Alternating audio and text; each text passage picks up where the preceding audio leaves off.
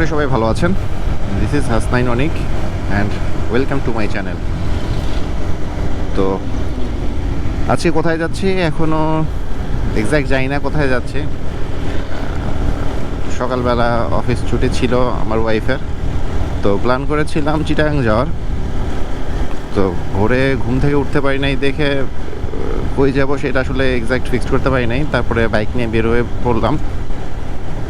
তো এখন যাচ্ছি হচ্ছে মানিকগঞ্জের দিকে। এখন মানিকগঞ্জ এক্স্যাক্ট কোথায় যাব সেটা আসলে বুঝতে পারতেছি না, কারণ প্ল্যান না থাকলে যা হয় আর কি, মানে যেদিকে চোখ যায় সেদিকেই যাচ্ছি। তো এটাই আপাতত প্ল্যান, যে সারাদিন ঘুরে সন্ধ্যার দিকে ব্যাক করব। তো দেখা যাক কী হয়। তো পথে যেতে যেতে আরও কথা হবে, কারণ সকাল থেকে এতবার প্ল্যান চেঞ্জ হয়েছে যে এখন আর প্ল্যান করতে ভয় লাগতেছে। কারণ প্রথমে ছিল চিটাগাং, তারপরে ছিল মহামায়া লেক, তারপরে কুমিল্লা, সেগুলো চেঞ্জ হইতে হইতে পরে ভাবলাম যে যমুনা সেতুতে যাই, ঘুরে আসি। পরে যমুনা সেতুও যাওয়া হয় নাই। তো এখন যেহেতু মানিকগঞ্জের দিকে যাচ্ছি, আসলে এক্স্যাক্ট কোথায় যে শেষ হবে ঘোরাঘুরি সেটা বুঝতে পারতেছি না। তো কয়েকটা জিনিস মাথার মধ্যে আছে, তার মধ্যে হচ্ছে জমিদার বাড়ি, তারপরে হচ্ছে পদ্মা নদীর পার। কোনটায় যে যাব সেটা এখনও কনফিউজ। আপাতত মানিকগঞ্জ শহর পর্যন্ত যাই, ওইখান থেকে গুগল ম্যাপ দিয়ে যেখানে সবচেয়ে কাছে হয় সেইখানেই হয়তো যাব।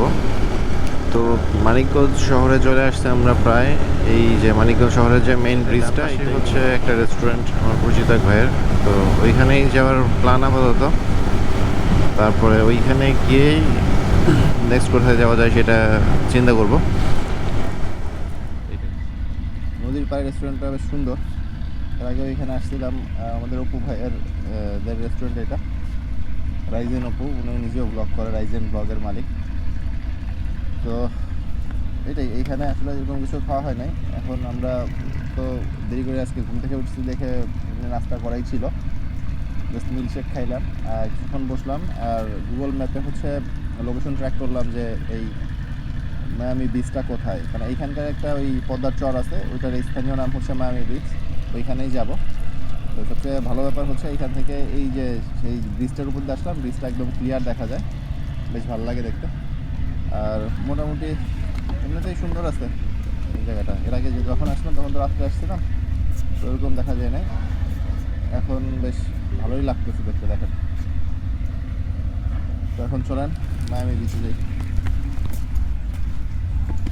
ভাই। ওকে, ইনশাল্লাহ।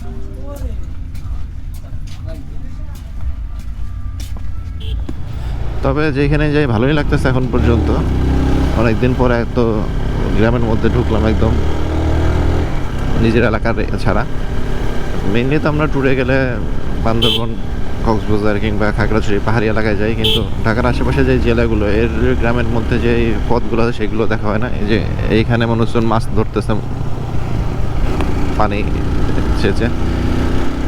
300 মিটার পরে রাইটে যাইতে হবে, গুগল তাই তো বললো। এখন দেখা যাক 300 মিটার পরে কি পাওয়া যায়। বাট রাস্তাগুলো কিন্তু চমৎকার, মানে এত গ্রামের মধ্যে রাস্তা হইলেও যে রাস্তাগুলো ভাঙা টাঙা নাই ওরকম কিছু।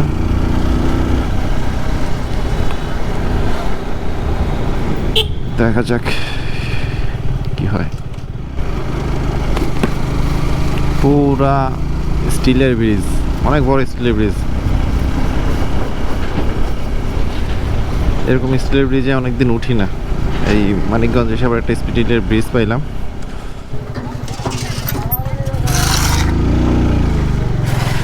গুগল ম্যাপ দেখে আসলাম, এখন কই নিয়ে আসতেছে বুঝলাম না।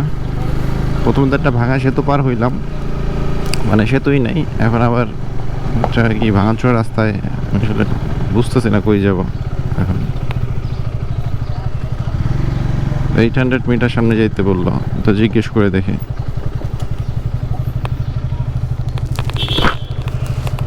পদ্মা নদীর চর কি এইদিকে? পদ্মা নদীর চর এই দিক দিয়েও যাওয়া যাবে? ওকে, ঠিক আছে। ওকে। বাট গুগল যে রাস্তা দেখাইছে সেটা তো জঘন্য রোড, মানে মাত্র কাজ হচ্ছে, ইট টিট মাত্র ফেলতেছে। তো এইটাই হইতেছে গুগল ম্যাপ দেখে যাওয়ার একটা সুবিধা এবং অসুবিধা বলতে পারেন। মানে গুগল তো রাস্তা চিনে, রাস্তা খারাপ না ভালো সেটা চিনে না।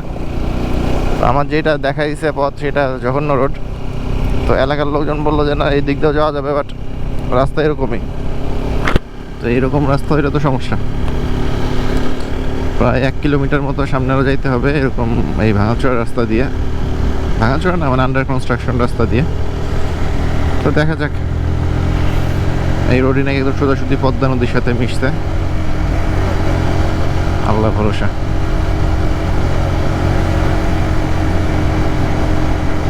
গুগল মাত্র বললো 300 মিটার টার্ন লেফট।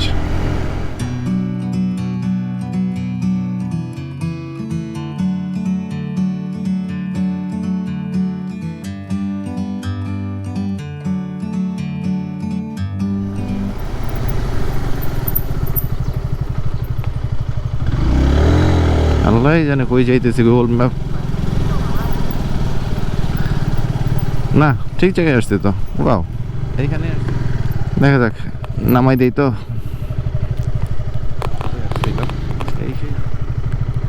আমি তো আমার স্পোর্টস বাইক নিয়ে নদীর মধ্যে নামাই দিলাম। এইসব জায়গায় আসলে মনে হয় একটা অফ রোড বাইক খুব দরকার। তো যাই হোক, আমি আমার সিবিআর নিয়েও কম কমফোর্টেবল না, সমস্যা নেই। আমি অফ রোড খুব ভালো মারতে পারি আমার সিবিআর নিয়ে। বাট একটা R15 সরি একটা অফ রোড বাইক হইলে বেস্ট হইতো। এখানে একদম উড়ে উড়ে যাওয়া যাইতো। দেখা যাক কতদূর যাওয়া যায়। একদম মাঠের মধ্যে দিয়ে সিবিআর চালাচ্ছি, একটা অন্যরকম ফিল আসতেছে যাই বলেন। কিন্তু এই দিক দিয়ে সাইকেল টাইকেল যায়, বাইক টাইক যায়, এই জন্য রাস্তার মতো একটা হয়েছে। আর মনে হয় কয়েক মাস পরে একটু বৃষ্টি নামলে এখানে আসার কথা চিন্তাও করা যাবে না, কারণ যে পরিমাণ ভেজা রাস্তা এই রোদের মধ্যেও একটু বৃষ্টি হইলে তো এই দিক দিয়ে হাঁটু পানি হয়ে যাবে আমার ধারণা। চাকা ইতিমধ্যেই স্লিপ করতেছে। কেন হাইটে আসবো?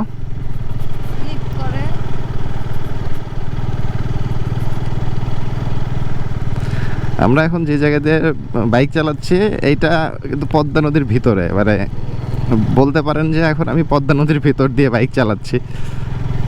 আমার হাতের ডান পাশে হচ্ছে ধান ক্ষেত, বাম পাশেও ধান ক্ষেত, এর মাঝখান দিয়ে আমি বাইক চালাচ্ছি। বর্ষাকালে এখানে পুরোটাই নদী থাকে, ইলিশ মাছ ঘোরাঘুরি করে, আর যেখান দিয়ে ইলিশ মাছ ঘোরাঘুরি করে সেইখান দিয়ে আমি এখন বাইক চালাইতেছি। ওয়াও, ইলিশ মাছ গর্ব বোধ করবে না আমি গর্ববোধ করবো, আমি আসলে নিজেই বুঝতেছি না। যাই হোক, এর সামনে মনে হয় না যাওয়া যাবে নাকি? না, এটা শুকনা বালি, যাওয়া যাবে। ওয়াও, আমি তো কাদা মনে করতেছিলাম দূর থেকে। একদম নদীর পার পর্যন্ত যাব।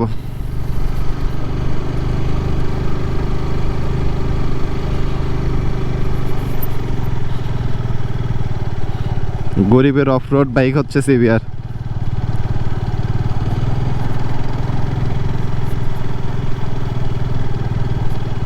এখানে আসছে বাইক নিয়ে লোকজন, এই যে বাইকের চাকার দাগ দেখা যাচ্ছে।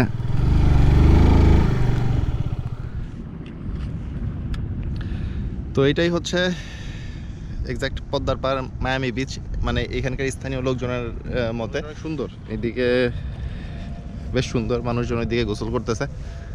আর বড় বড় যে মালবাহী জাহাজগুলো আছে, জাহাজ, এগুলো কি জাহাজ বলে নাকি বলে, বার্জ বলে মনে হয় এক্স্যাক্ট, এই বার্জগুলো চলাচল করতেছে মালপত্র নিয়ে। ওই যে একটা দেখা যাচ্ছে এইদিকে। আর ওইখানে নদীর ঘাট, ওই যে ঘাট, ওইখান থেকে লোকজন ওই সামনের নদীর অপর পাশে যায় নৌকা নিয়ে। ওই যে লোকজন নৌকা নিয়ে যাচ্ছে। সব কিছু মিলে ঠিকঠাক আছে এখন পর্যন্ত। আমার বাইক তো পুরা মালগাড়ি হয়ে গেছে।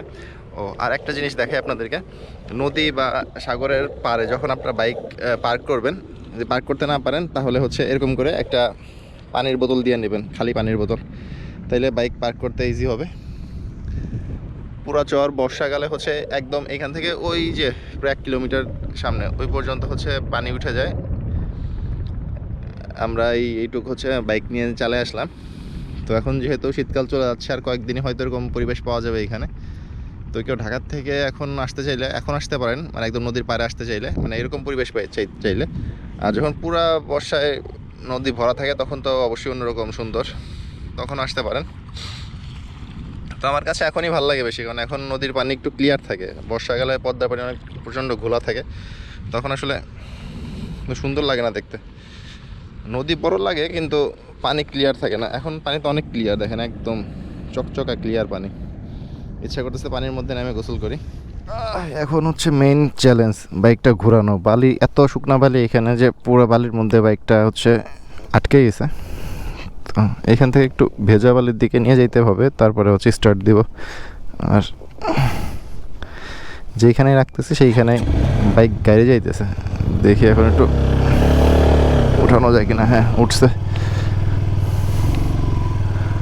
আমরা কোন দিক দিয়ে আসছিলাম? না, এই দিক দিয়ে আসছিলাম, এই দিক দিয়ে, এই যে ওরা যাচ্ছে।